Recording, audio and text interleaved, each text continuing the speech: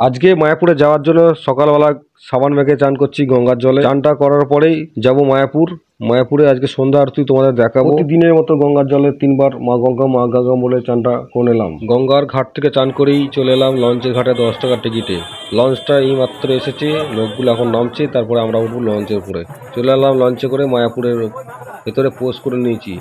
এবার দেখছি নতুন যে মন্দিরটা হয়েছে, মন্দিরটা খুলে দিয়েছে। আমি ভিড় দেখে আর ওইখানে চান্স পাইনি, তাই এবার একটু এদিক সেদিক করে ঘুরবো।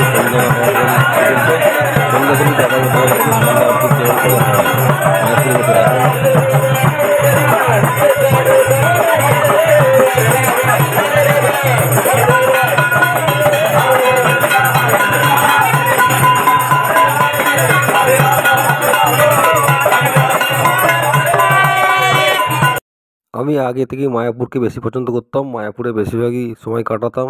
এখানে মায়াপুরে অনেক আশ্চর্যজনক দৃশ্য আমার প্রচণ্ড ভালো লাগতো। কিন্তু কিছু সময় কি বলবো, আর তোমাদেরও ভালো লাগবে। এখানে মায়াপুরে যে একবার আসে তার মন বোঝা যায়, এটাই তার নিয়ম।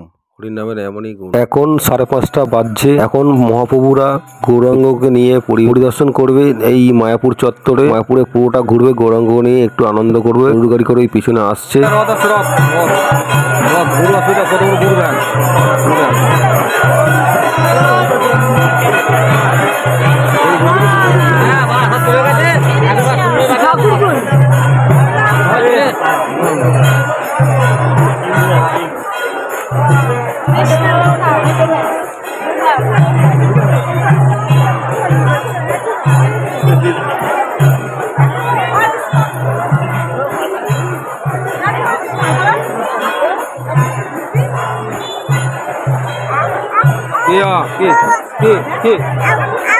কোথাও হয়েছে দাদা, কোথাও হয়েছে, কোথাও হয়েছে, দেখো কোথাও হয়েছে, দেখো ধরো কে ধরতে পারছে না। প্রেসিডেন্ট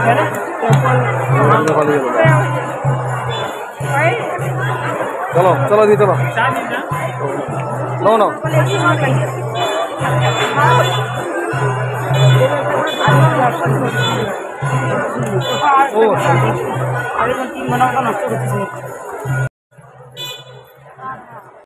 বন্ধুরা, এটা হচ্ছে কোন মন্দিরটা বলো তো? আমি লুকিয়ে মোবাইল দিয়ে ভিডিও করছি।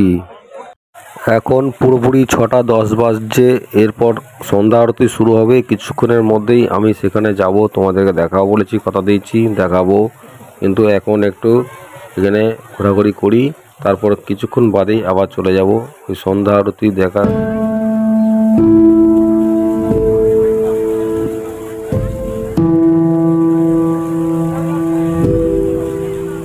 মায়াপুর 6:30 বাজছে। এখন সন্ধ্যা হয়ে গেছে। এখন মায়াপুরের সমস্ত লাইটগুলো সব জ্বেলে দিয়েছে অন্ধকারের মুহূর্তে। আমি পৌঁছে যাবো সেই পুরাতন মন্দিরের কাছাকাছি। এবার আমরা দেখতে পাচ্ছি এখানে রামসীতা আছে। সন্ধ্যা আরতি শুরু।